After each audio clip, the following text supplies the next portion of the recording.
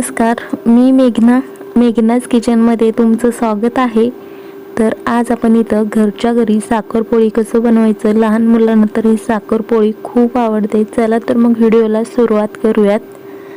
त्यासाठी मी इथं एका भांडीमध्ये गव्हाचं पीठ घेतलेलं आहे, जे आपण रोज चपाती वगैरे करतो तेच आपल्याला इथं पीठ घ्यायचं आहे। त्याच्यामध्ये चवीपुरतं मीठ इथं घालायचं आहे आणि मीठ घातल्याबरोबर हे सगळ्या पिठामध्ये छान असं मिक्स करून घ्यायचं आणि त्याच्यानंतर ह्याच्यामध्ये 1 चमचा तेल घालायचं किंवा नंतर घातलं तरी थोडंसं पाणी घालून हे पीठ आपल्याला थोडंसं घट्ट असं मळून घ्यायचं आहे। मळून झाल्यावर थोडंसं तेल लावून हे आपल्याला बाजूला एक 15 ते 20 मिनिटासाठी असंच मुरण्यासाठी ठेवून द्यायचं आहे। तर गव्हाचं पीठ आहे तेवढं घट्ट नाही आणि तेवढं पातळ नाही, असं आपल्याला हे लाटून ठेवायचं आहे। त्यानंतर 15 ते 20 मिनिटानंतर थोडंसं तेल लावून मी याला 1 मिनिटभर मळून घेतलं आणि त्यानंतर चपाती एवढा आपल्याला इथं गोळा घ्यायचा आहे। तर गोळ्याला पहिलं इथं दोन्ही साईडने असं पीठ लावून घ्यायचं आणि त्यानंतर तुम्ही बघू शकता थोडंसं असं जाडसर याला लाटून घ्यायचं आहे। हाताने बारीक केला तरीही चालेल।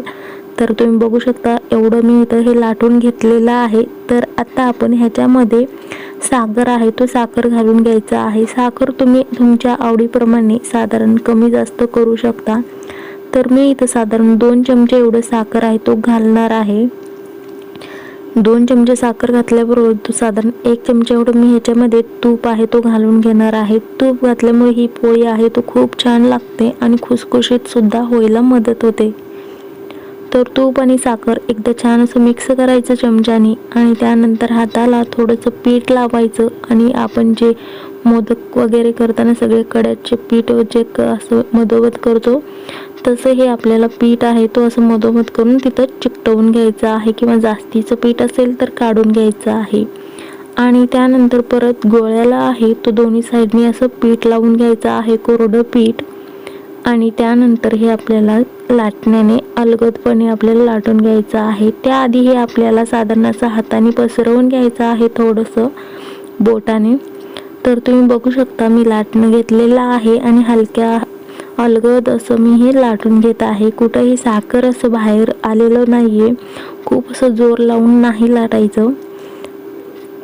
तर एक लाटून इथं झालेलं आहे। तर मी तुम्हाला इथं दुसरं सुद्धा दाखवत आहे। दुसरी सुद्धा असं गव्हाचं गोळा घेऊन लाटून घेतलं आणि त्यानंतर ह्याच्यावरती साखर घालायचं आणि तुम्ही बघू शकता एक पोळी आहे तुम्ही अशा पद्धतीने हे असं ह्याचं गोळा आहे तो करून घेत आहे।